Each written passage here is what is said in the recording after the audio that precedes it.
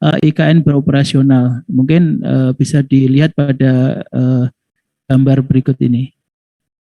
Kemudian pembangunan infrastruktur transportasi berkelanjutan merupakan upaya yang komprehensif dari berbagai dimensi sektoral wilayah, keterlibatan para aktor dan substansinya. Maka di sini tentunya dalam konsep pembangunan ini harus dari mulai bottom up sampai ke top down-nya, sehingga sistem pembangunan ini memang benar-benar dari bawah memberikan peluang bagi masyarakat lokal untuk bisa berpartisipasi dalam pembangunan tersebut.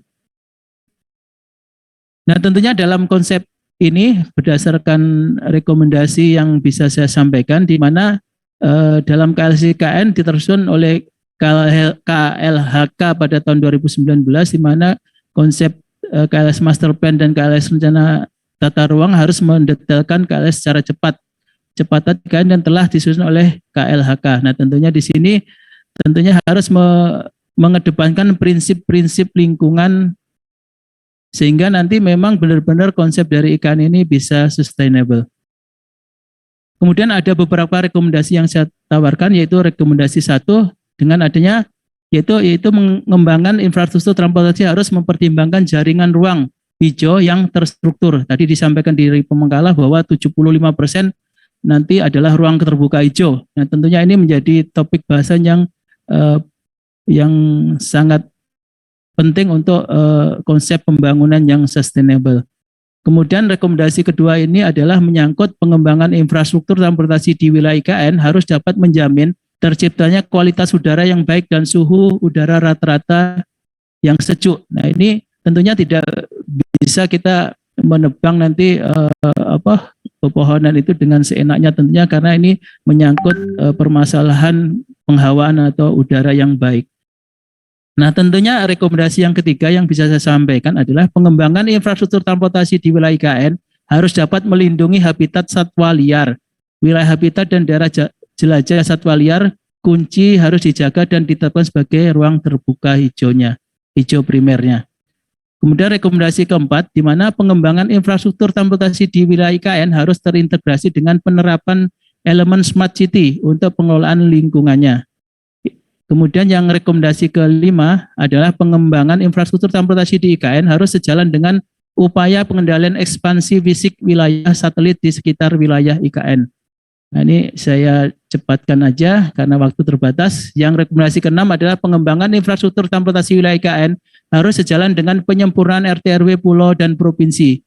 Selain RT/RW yang nanti yang khusus mengatur IKN, RT/RW Pulau Kalimantan dan RT/RW provinsi perlu disempurnakan untuk menopang upaya menjaga kelangsungan paru-paru dunia dan pengendalian ekspansi fisik yang berpotensi nanti menyebabkan deforestasi. Jadi ini yang penting untuk tetap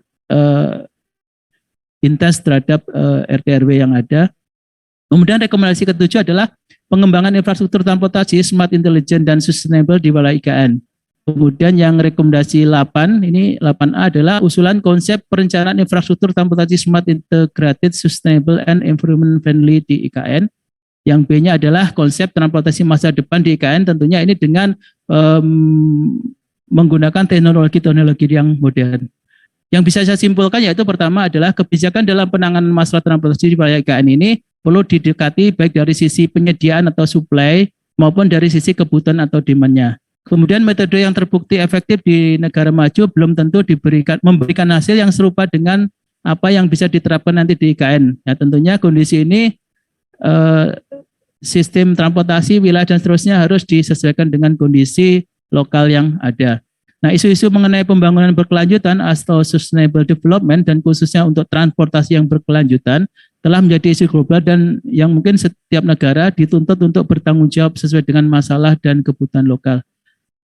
Dengan langkah-langkah antisipasi diwujudkan dengan persiapan yang diperlukan dalam aspek kelembagaan, sosial, deregulasi, penegakan hukum, serta pengembangan sumber daya manusia yang semua disusun melalui suatu kerangka perencanaan yang terpadu.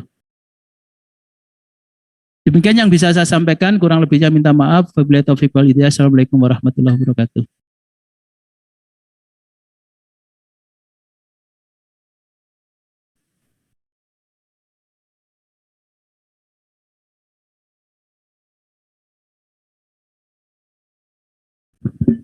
Baik, berikutnya apakah ada Pak Ari Sasmoko? Siap, Pak. Assalamualaikum warahmatullahi Baik, Pak wabarakatuh. Ari, monggo silakan untuk mempresentasikan hasil penelitian Pak Ari. Terima kasih, Pak.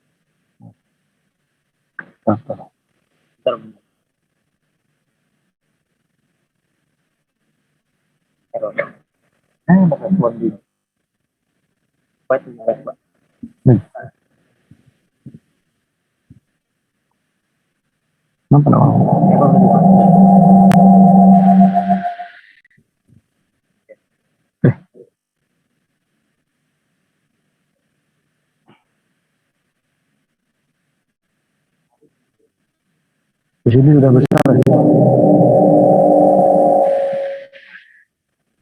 Gitu. Matikan Bapak Bima.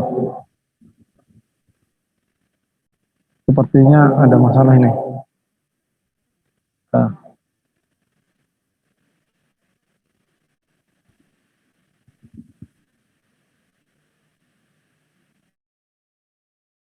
Oke deh. Makasih kalau itu Pak. Ini kayaknya anunya enggak mau apa namanya screen-nya enggak mau besar ini Pak.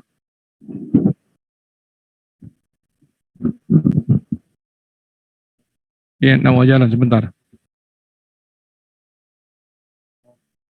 Enggak mau jalan dia. Udah manual aja dah. Manual aja Pak. Mungkin di ujung-ujung gini. Ya. Oke, kita mulai dulu. Terima kasih. Assalamualaikum warahmatullahi wabarakatuh. Waalaikumsalam. Jadi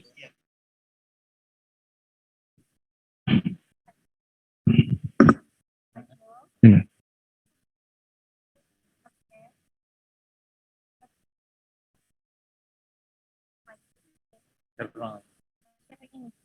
Langsung yang itu aja. Nah, coba. Oh ya bisa. Terima kasih.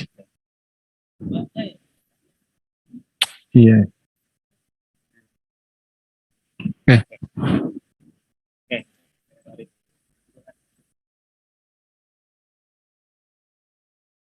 Taruh. Oke. Ini judul saya ini mengangkut penelitian adalah optimasi pemanfaatan material lokal dalam pemenuhan pembangunan ibu kota negara di Kalimantan Timur. Jadi yang melatar belakangi penelitian ini pertama banyaknya material lokal yang ada di Kaltim itu banyak digunakan bukan berasal dari Kaltim, terutama didatangkan dari luar Kaltim. Jadi banyak hasil penelitian material-material lokal yang belum terdeteksi dan pemanfaatan secara maksimal. Dengan adanya ibu kota ini, maka kami untuk melakukan coba menelitikan beberapa lokasi sampel material yang mana yang bisa digunakan. Nah, permasalahan dalam penelitian ini adalah kami melakukan coba penelitian ini beberapa lokasi yang berdekatan dengan IKN, terutama di Kukar. Di Kukar itu hasil penelitian kami mengambil di Kecamatan Konohan, Kecamatan Taban, dan Kecamatan Jagut. Di mana lokasi ini walaupun agak jauh dari ibu kota negara, tetapi masih